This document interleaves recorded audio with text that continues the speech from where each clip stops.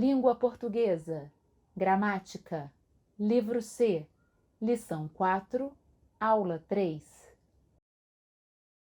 Olá, tudo bem com vocês? Eu tenho uma novidade, eu tenho! Calma, Beto. Conte pra gente com calma. Eu fui pesquisar o tal Santos Dumont em um livro lá de casa. Ah, Santos Dumont, o inventor do avião. Sim. Falamos sobre ele na aula passada. O Alfa viu um filme sobre ele. Mas o que tem o livro que você leu, Beto? O livro fala do Santos Dumont, de tudo o que ele fez. E fala de outros inventores também. Eu li a história de vários deles. E o que eu gostei mais é o que inventou a lâmpada. Ele chamava Thomas Edison. Sim, esse é o Thomas Edison. Ele inventou a lâmpada e muitas outras coisas. Mas estava escrito no livro que ele disse uma coisa que eu não entendi direito. O que é, Beto? Eu anotei aqui no caderno. Peraí, aqui, achei. Gênio é 1% inspiração e 99% transpiração. Essa frase é muito famosa. Todo mundo dizia que o Thomas Edison era um gênio. Como se ele sentasse em seu escritório e tivesse ideias geniais. Não era assim. Então o Thomas Edison disse essa frase. O que ele quis dizer com isso? Primeiro, vamos deixar os porcento de lado. O sentido deles é mostrar que fazer coisas geniais tem muito mais a ver com transpiração do que com inspiração. Vamos reescrever a frase? Fazer coisas geniais tem muito mais a ver com transpiração do que com inspiração. E então, o que isso quer dizer? Que precisa transpirar muito mais para fazer coisas geniais. É mais ou menos isso. Transpirar quer dizer suar. E quando é que a gente sua? Quando faz força, quando se esforça. É isso. Ele diz que precisa se esforçar muito. Vamos reescrever de novo a frase. Fazer coisas geniais tem muito mais a ver com se esforçar do que com inspiração. E inspiração, o que quer dizer? Inspiração tem a ver com ter uma ideia, de repente, como se fosse um clique, uma ideia que surge na nossa cabeça.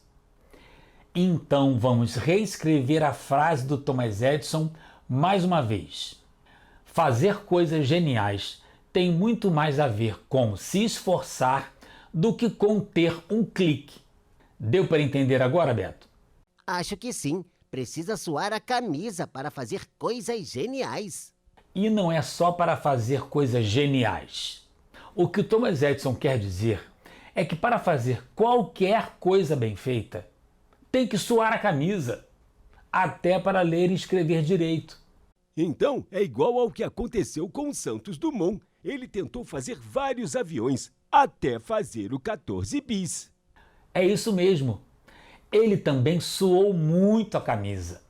E nós vamos suar também, com o dever de casa. Dever de casa. No dever de casa, vocês tinham que fazer os exercícios 14 e 21. Vamos começar pelo 14. É um exercício sobre os usos das aspas. Na aula passada nós vimos um dos usos das aspas. E nós escrevemos assim. As aspas podem ser usadas para mostrar que uma palavra da frase tem um sentido diferente do que costumamos ver. Agora vamos ver o que vocês tinham que fazer no exercício 14. Primeiro, vamos ler as frases dos quadros azul e roxo. Depois, vamos responder as questões de A a C. A frase 1, em azul, diz o seguinte: por que a palavra casa está entre aspas na frase acima? E a frase 2, em roxo, diz o seguinte: Marcelo exclamou: adoro jogar chicote. Agora vamos ver a questão A. Por que a palavra casa está entre aspas na frase acima? Para que foram usadas as aspas na frase 1? Para que alfa? Acho que é para destacar a palavra na frase. Nós sabemos se essa casa se refere à casa onde moramos ou se é a casa do chicote? Não sabemos. Mas o texto diz que casa aparece na frase acima, certo? Ou seja, essa frase faz parte de um texto maior. E casa aparece na frase que está acima da frase que estamos lendo. Por isso, casa está entre aspas. Chamamos isso de citação. É quando nos referimos a uma palavra ou uma frase que está em outra parte do texto, ou até de outro texto. Então podemos dizer que as aspas foram usadas na frase 1 para fazer uma citação, para citar a palavra casa. Agora vamos ver a questão B. Beto, para que foram usadas as aspas na frase 2? Para destacar a fala do Marcelo. Para destacar a fala de alguém. Isso mesmo. Para mostrar exatamente o que a pessoa disse. Já aprendemos bastante sobre o uso das aspas. Vamos escrever tudo o que descobrimos? Vamos lá. Quando usamos as aspas? Para mostrar que uma palavra da frase tem um sentido diferente do que costumamos ver. Exemplo: João perdeu um dentinho. O sorriso dele ficou com uma janelinha. Para citar uma palavra ou uma frase de outro texto. Exemplo: por que a palavra casa está entre aspas na frase acima? Para mostrar a fala de uma pessoa. Exemplo: Marcelo exclamou: adoro jogar chicote. Para encerrar a correção do dever de casa, vamos fazer o exercício 21. O que era preciso fazer aí? Primeiro, localizar no texto, que ensina a jogar chicote, a frase: cada vez que ele pega um jogador, este faz parte do chicote. Beto, você localizou a frase? Responda a questão A. Quem pega um jogador? O pronome ele refere-se a quem? Vamos ver como o Beto fez. Vejam que interessante. Primeiro, o Beto colocou uma seta. Ela sai do pronome ele em vermelho e vai até o cabeça do chicote em azul. E depois ele respondeu a questão A. O pronome ele refere-se ao cabeça do chicote. Está certo? Está certo. Querem tirar a prova? Vamos substituir o pronome ele por cabeça do chicote para ver. O jogo começa quando o cabeça do chicote sai de sua casa para apanhar os outros jogadores. Cada vez que o cabeça do chicote pega um jogador, este faz parte do chicote. É isso mesmo. Mas por que o autor da frase substituiu o segundo cabeça do chicote pelo pronome ele? Para não ficar repetindo o cabeça do chicote na frase. Ficar repetindo palavras na frase é uma coisa muito chata. Mas isso é assunto para tratarmos mais adiante. Vamos resolver a questão B agora. Quem faz parte do chicote? O pronome este refere-se a quem? Vamos ver como o Beto fez. Novamente o Beto usou as setas.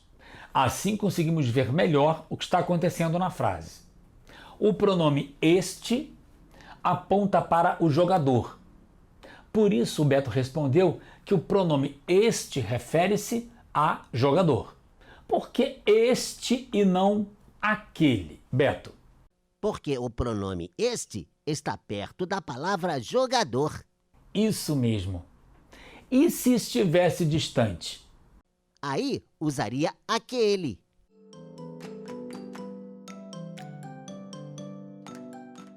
Hoje tem mais história em quadrinhos na aula. Olhem para os quadrinhos do exercício 22, na página 47. O Alfa vai fazer o papel do menino. Vai ler o que está no balãozinho do menino. E o Beto vai ler o texto do balãozinho da menina. Vamos lá? Sabe aquele dia em que a gente estava cochichando? Quer saber de quem a gente estava falando? De você. E você acha isso bonito? Vocês se saíram muito bem representando os personagens do quadrinho. Parabéns! Agora eu quero entender melhor essa conversa. Parece que a menina ficou brava, que o garoto é fofoqueiro. Quando é que estavam cochichando? O que é bonito? Vamos ver isso melhor? Tem muitas palavras nos balãozinhos que precisamos entender melhor. No primeiro quadrinho, tem um aquele em vermelho. A que esse pronome se refere? A dia. Aquele dia. Aquele dia. Quando o menino fala que eles estavam cochichando aquele dia, parece que eles estavam cochichando hoje. Ou eles estavam cochichando num dia que já passou. Já passou. Foi outro dia. Aquele dia. Parece um dia que já está longe. Um dia que já está longe. É exatamente isso. Vocês lembram quando aprendemos a diferença entre os pronomes este e aquele? Olhem só. A menina de rosa, a menina de vermelho e o garoto estão de volta. O que aprendemos ali? Nós até anotamos o que aprendemos naquela aula. Vamos relembrar? Este e esta, usados para se referir a alguém ou alguma coisa que está perto de quem fala. Aquele ou aquela, usados para se referir a alguém ou alguma coisa que está longe de quem fala. É isto. Este ou esta é perto. Aquele ou aquela é longe. E no quadrinho do fofoqueiro? É a mesma coisa. Aquele dia se refere a um dia que já está distante, que já ficou para trás, não é hoje. O pronome aquele indica que eles estavam cochichando dias atrás. Vamos olhar agora para os outros dois quadrinhos da história. O pronome você, em vermelho, aparece duas vezes, uma em cada quadrinho. A quem esse pronome se refere em cada quadrinho? Eu acho que no segundo quadrinho, o menino chama a menina de você. Então, ele se refere à menina. E no último quadrinho? Acho que é o contrário. A menina fala você para o menino. Então vamos ver o que descobrimos até aqui. No segundo quadrinho, o menino usa o pronome você para se referir à menina. Já no terceiro quadrinho, é a menina quem usa o pronome você para se referir ao menino. O que tem de comum aí? Ah, a gente sempre usa você para chamar a pessoa com quem a gente fala. Exato, Beto. Você é muito observador. O pronome você indica a pessoa com quem estamos conversando. Chamamos a pessoa com quem conversamos de você. Vamos anotar isso? É importante. O pronome você indica a pessoa com quem se fala. Ficou faltando investigar uma palavrinha em vermelho dos quadrinhos. Qual é? Isso! Isso mesmo. Opa, apareceu até na minha fala. Isso mesmo. Usamos bastante esse pronome mesmo. Vamos ler a frase em que ele aparece no quadrinho. E você acha isso bonito? A que o pronome isso se refere? Eu acho que a menina está brava e que ela está dando uma bronca no menino, perguntando se ele acha que é bonito cochichar dela. Então você acha que o pronome isso se refere ao fato de o menino ter cochichado dela? É, acho que sim. Então, isso se refere ao fato do menino ter cochichado sobre a menina. Mas por que a menina disse isso? Por que ela não disse isto ou aquilo? Nós já aprendemos quando usar este ou aquele. Acabamos de recordar. Este ou esta é para se referir a alguém ou algo que está perto de quem fala. Aquele ou aquela é para se referir a alguém ou algo que está longe de quem fala. E isso é para se referir a alguma coisa que está perto da pessoa com quem se fala. Será que essa regra está certa mesmo? Vamos conferir o quadrinho? A menina diz: "E você acha isso bonito?" E o que já descobrimos? Que isso se refere ao fato de o menino ter cochichado, pelo fato de o menino ter falado sobre o assunto. Por isso a menina usa o pronome isso, porque foi o menino quem falou do cochicho. Então a regra está certa. Vamos rever? Este ou esta é para se referir a alguém ou algo que está perto de quem fala. Aquele ou aquela é para se referir a alguém ou algo que está longe de quem fala. Isso é para se referir a alguma coisa que está perto da pessoa com quem se fala.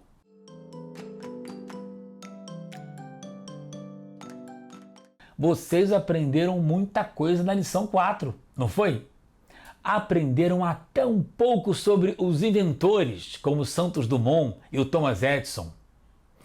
E o que vocês já tinham aprendido antes? Será que ainda lembram? Ou será que se esqueceram de tudo que vimos nas lições anteriores, nos anos anteriores?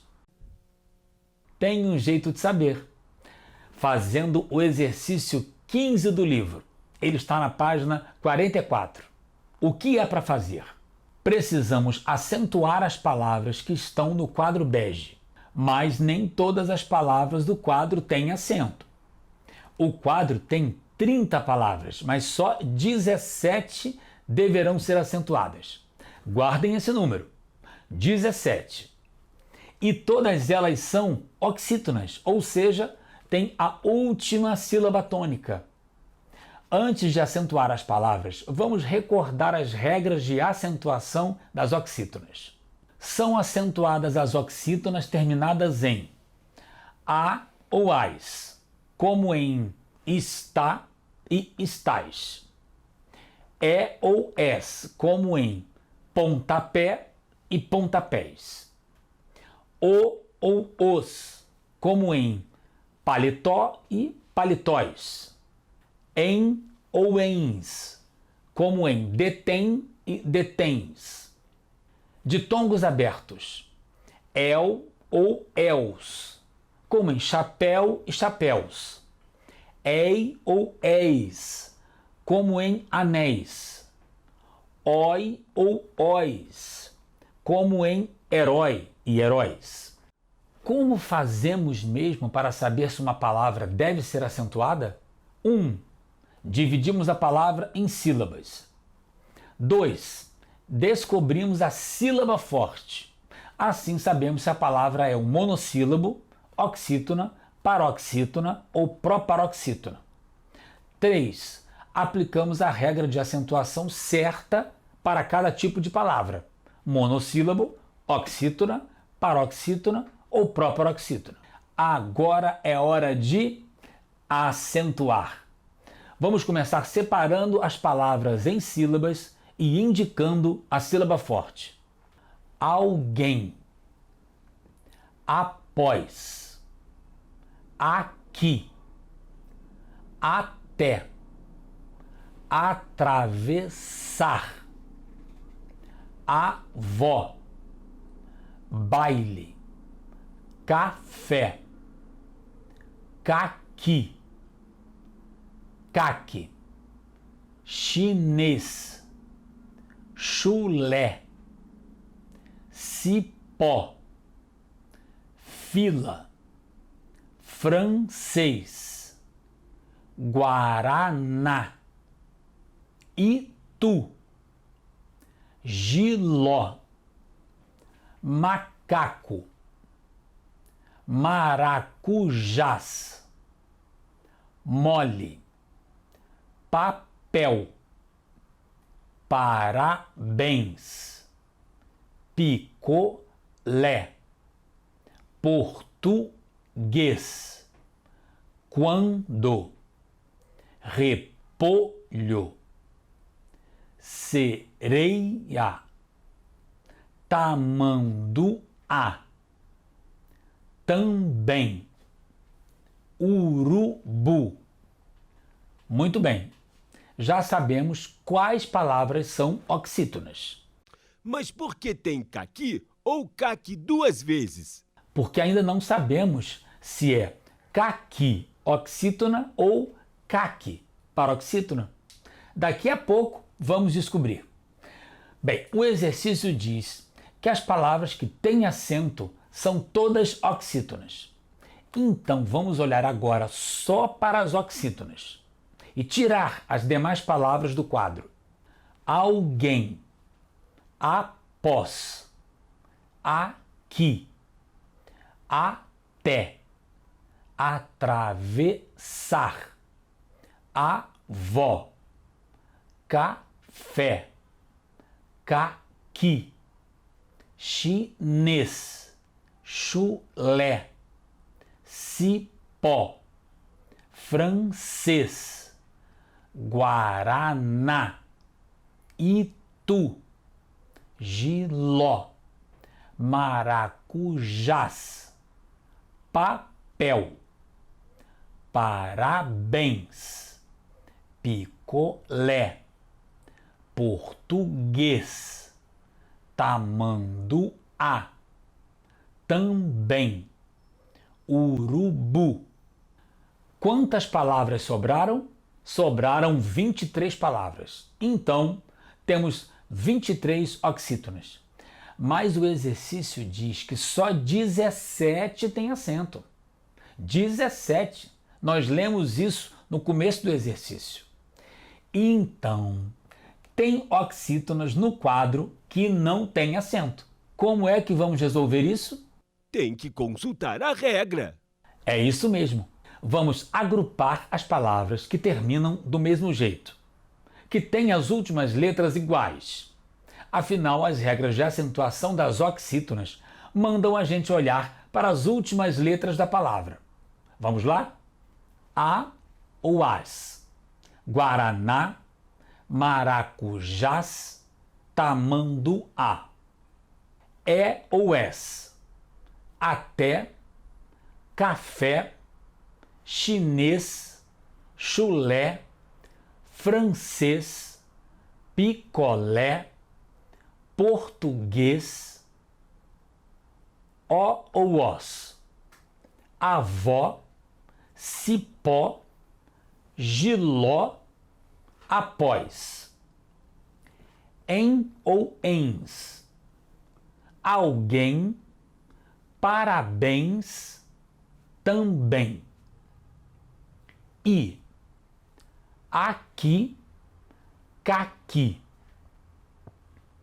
R, atravessar, U, itu, urubu, L, papel. Aí está. Agrupamos as palavras de acordo com as letras que aparecem no final dessas palavras. Agora vamos olhar cada um dos grupos, linha a linha. A ou as, guaraná, maracujás, tamanduá. Oxítonas que terminam com A ou as têm acento? Tem. Então, guaraná, maracujás e tamanduá devem ser acentuadas. Vamos ver o próximo grupo de palavras. Palavras terminadas em E ou S. Até, café, chinês, chulé, francês, picolé, português. Pela regra, oxítonas terminadas em E ou S têm acento? Sim. Então, até, café, chinês, chulé, francês, picolé e português devem ser acentuadas. Próximo grupo. Palavras terminadas com O ou OS. Avó, cipó, giló e após. Oxítonas terminadas com O ou OS. Tem acento? Sim, a regra diz que sim. Então, avó, cipó, giló e após tem acento. Muito bem, estamos indo bem. Vamos ver o próximo grupo de palavras. Palavras terminadas em ou ens. Alguém, parabéns, também. Oxítonas que terminam em ou ens devem ser acentuadas? O que diz a regra? A regra manda acentuar. Então, alguém, parabéns e também tem acento. Quantas palavras já acentuamos até agora? Vamos contar? Guaraná, maracujás, tamanduá, até, café, chinês, chulé, francês, picolé, português, avó, cipó, giló, após, alguém, parabéns, também. Já encontramos as 17 oxítonas que devem ser acentuadas. E as demais oxítonas do quadro?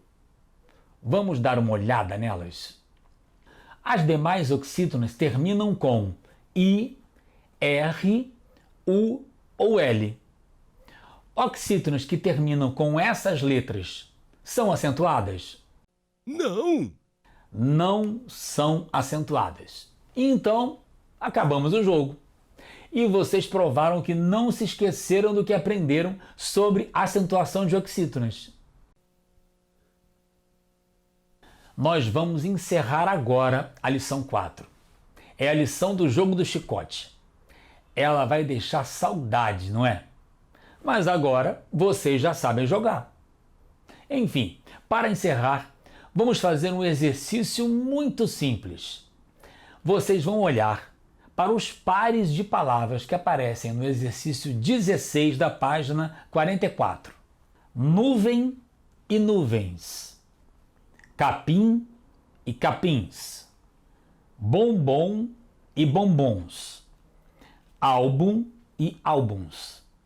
Em cada par, o que acontece quando a palavra passa para o plural? Além de colocar o S no final, tem que trocar o M pelo N. Tem que trocar o M pelo N. Mas por quê? Veja uma dica que aparece no exercício. A letra M só pode ser escrita antes de quais consoantes? P e B, só essas. Antes das outras, tem que usar N. A letra M só pode ser usada antes das consoantes P e B. Muito bem. Então, qual é a regra para escrever o plural das palavras terminadas em M? Tem que trocar o M pelo N e colocar o S no final. É isso mesmo. Vamos escrever isso? Como escrever o plural das palavras terminadas em M? Trocar o M pelo N e colocar S no final. Exemplos: nuvem, nuvens. Bombom, bombons. A regra é essa. Foi uma boa despedida da lição 4. Resumo da aula. O que aprendemos hoje? Aprendemos a usar os pronomes você, aquele e isso. O pronome você indica a pessoa com quem se fala. Quando falamos com alguém, normalmente chamamos ele ou ela de você. Aquele indica alguém ou algo que está longe de quem fala, mas também serve para se referir a um dia que passou. E isso se refere a alguma coisa que está perto da pessoa com quem falamos. E o que aprendemos mais hoje? Nós revimos as regras de acentuação das oxítonas. Treinamos bastante isso. É sempre bom rever as regras e praticar. E para encerrar, nós aprendemos a escrever o plural das palavras que terminam em M. Basta trocar o M pelo N e inserir o S no final. Até a próxima aula. Até a próxima lição.